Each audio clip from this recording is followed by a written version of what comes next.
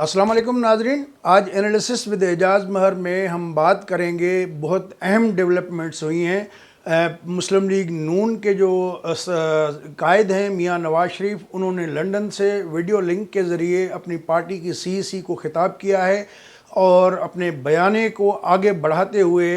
बहुत सारे इंकशाफात किए हैं। तो उसके अलावा आज पेशी थी पिंडी में नेब के पास साबिक वज़ीर आज़म शाहिद खाकान अब्बासी की। वहाँ उन्होंने मीडिया से गुफ्तगू करते हुए कहा कि जो मिनरल डेवलपमेंट कॉरपोरेशन के जो सरबराह लगाने पे उनको गैर कानूनी तकर्री का केस बनाया जा रहा है, तो नेब के चेयरमैन को भी उन्होंने ही लगाया था, लिहाजा उनकी तकर्री को भी गैर कानूनी करार देने का केस बनना चाहिए। तो बहरहाल अदालत में नवाज शरीफ के ख़िलाफ़ जो है वो केस भी था, जिसमें बड़े सख्त रिमार्क्स भी सामने आए और इसके साथ साथ जो है जो सीईसी थी उसमें मरियम नवाज़ ने भी खिताब किया और दीगर रहनुमाओं ने भी खिताब किया। तो मरियम नवाज़ ने जो तमहीद बांधी और बात की कि उन्होंने कभी भी वज़ीर आज़म के तौर पे इमरान खान को कबूल नहीं किया, क्योंकि वो चुराए गए मैंडेट और चोरी शुदा इलेक्शन के नतीजे में इस ओहदे पर लगाए गए हैं और वो उनको सिलेक्टेड वज़ीर आज़म कहकर मुखातिब करती रहीं। बहरहाल इस सारे मामले में अगर हम देखते हैं तो ये इतलात भी सामने आई, नेब की प्रेस रिलीज़ भी जारी हुआ कि मौलाना फजल रहमान के ख़िलाफ़ जो है पेशावर में इंक्वायरी हो रही है आमदन से ज़ायद असासों के हवाले से, लेकिन अभी उन्हें कोई नोटिस नहीं भेजा गया। हालांकि 3 दिन से ये खबरें चल रही थीं कि नेब पेशावर ने मौलाना फजल रहमान को हाल ही में इस्लामाबाद में जो अरबों रुपए की ज़मीन फ़रोख्त की है और दीगर जो उनके असासे हैं उस सिलसिले में उनको बुलाया गया है, जिसके बाद मौलाना फजल रहमान ने और उनकी जमात ने धमकी लगाई कि उन्हें भी पता है कि किसके कितने असासे हैं और वो कैसे बने हैं, और उन्होंने तो कोर कमांडर पेशावर के दफ्तर के सामने धरना देने की धमकी भी दी थी, जिसके बाद ये नेब की एक गोल मोल किस्म की प्रेस रिलीज़ सामने आई और ऐसा महसूस हो रहा है जैसे नेब डर गई हो और उन्होंने फ़िलहाल जो है इस मामले को जो है इल्तवा में डाल दिया है। तो बहरहाल आते हैं असल जो इशू, मियां नवाज शरीफ ने बड़े ज़बरदस्त उन्होंने पॉइंट रेज़ किए। उन्होंने कहा कि अंग्रेज़ों से तो हमें ग़ुलामी मिल गई, ग़ुलामी से आज़ादी मिल गई, लेकिन अब अपनों की ग़ुलामी में है और 70 साल से ये ग़ुलामी चल रही है और पार्लियामेंट पे जो है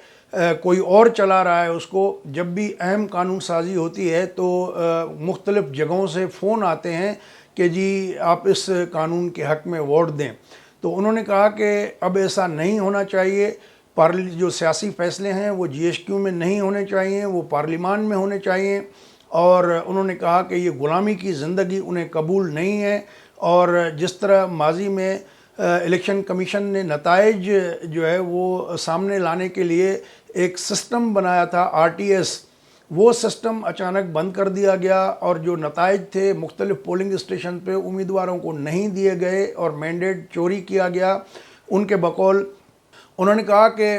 क्या वो इस सब चीज़ों को तकदीर का लिखा मान के और अपना ज़मीर जो है उसको बस मार दें और सारी चीज़ें बर्दाश्त करते रहें, तो अब इस तरह नहीं होगा और पाकिस्तान में वो ग़ुलाम बन के अपने ही मुल्क में नहीं रह सकते। बहरहाल उनकी जो बातें हैं उन्होंने अपने कारकर्दगी भी गिनवाई, मोटरवेज़ बनाए, तवानाई के शोबों में उसका भी तफसील से ज़िक्र किया, आप लोगों ने सुना होगा।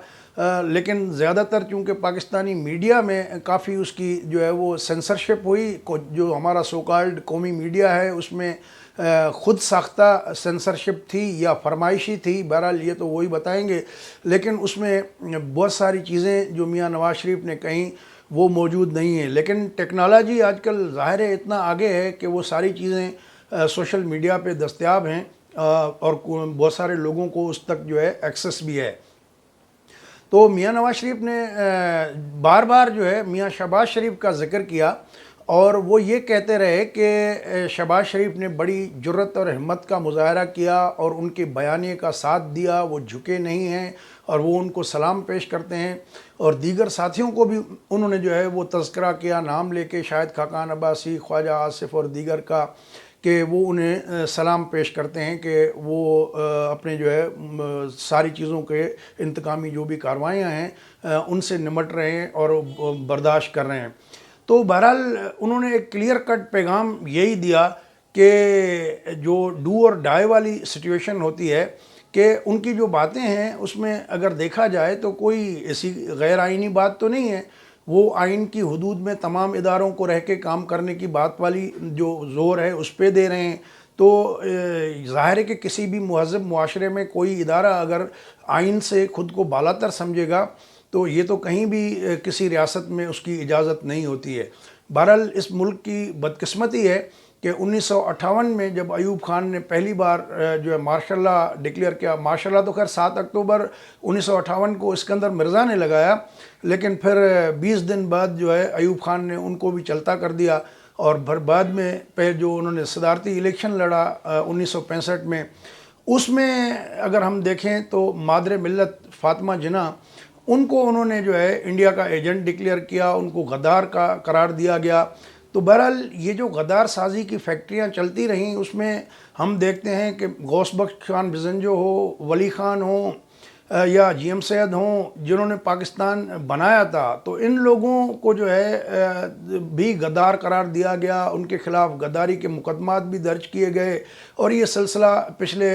70-74 سال سے جو ہے ہم دیکھتے آ رہے ہیں۔ تو یہ جو ایک بیانیہ ہے کہ شہریوں کے حقوق سلب نہیں کرنے چاہیے، کسی کو جو ہے وہ دن دہاڑے یا رات کے اندھیرے میں اٹھایا جانا نہیں چاہیے، عدلیہ کا احترام ہونا چاہیے، اور شہری حقوق جو آئین میں درج ہیں ان کو جو ہے یقینی بنانا چاہیے۔ تو یہ میرے خیال میں کوئی غیر قانونی چیزیں نہیں ہیں۔ تو بہرحال جو ایک بیانیہ ایک طرف جو ہے وہ یہ ہے کہ جی اداروں کے خلاف بات نہیں کرنی چاہیے، ٹھیک ہے، ادارے اپنے کام کریں اپنے آئینی حدود میں رہ کے، تو ہم ان کو سلوٹ کرتے ہیں، ظاہر ہے ہمارے اپنے ادارے ہیں۔ تو بہرحال یہ اب جو ہے اس طرح کی ہمارے اداروں کو بھی سوچنا چاہیے کہ جس طرح چیزیں آگے بڑھ رہی ہیں، یہ جو ہیڈان کولین اگر ہوا تو اس سے جو ہے کسی کا فائدہ نہیں ہوگا اور نقصان جو ہے ہمارے ملک کا ہوگا۔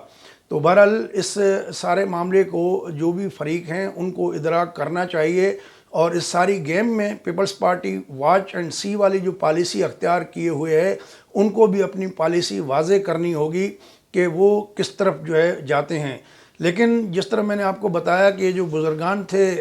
غوث بخش خان بزنجو، جی ایم سید، ولی خان، یہ اکثر کہا کرتے تھے کہ اس پاکستان میں حقیقی تبدیلی تبھی آ سکتی ہے جب پنجاب سے عوامی لیڈر اٹھے گا اور وہ ان کو چیلنج کرے گا، تب جا کے اس ملک میں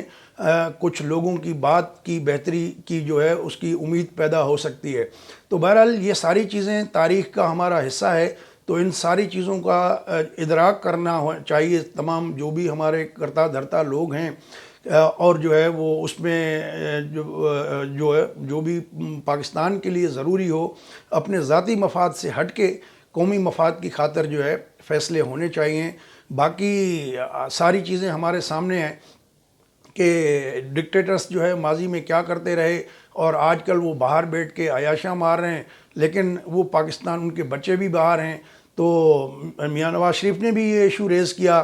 کہ جیل میں تو عاصم سلیم باجوہ کو ہونا چاہیے جن کی اتنی پراپرٹی سامنے آئی ہے، نہ کہ شہباز شریف کو۔ بہرحال ٹھیک ہے، وہ جو سسٹم ہے، کرپشن جس نے بھی کی ہے اس کو سزا ضرور ملنی چاہیے، لیکن یہ جو یک طرفہ احتساب کا طریقہ کار ہے